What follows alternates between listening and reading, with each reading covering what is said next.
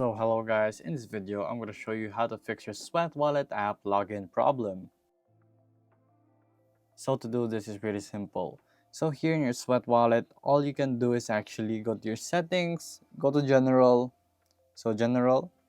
go to your own storage and locate your Sweat app.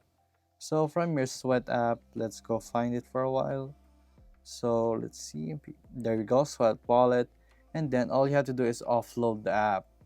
So if you're using Android, you can clear the cache or clear your data.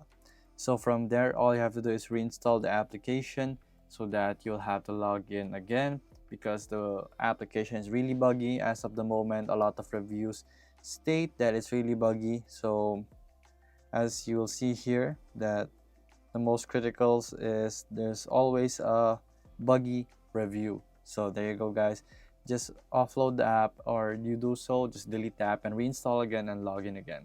So there you go guys. If this was helpful, please hit the like button and don't forget to subscribe.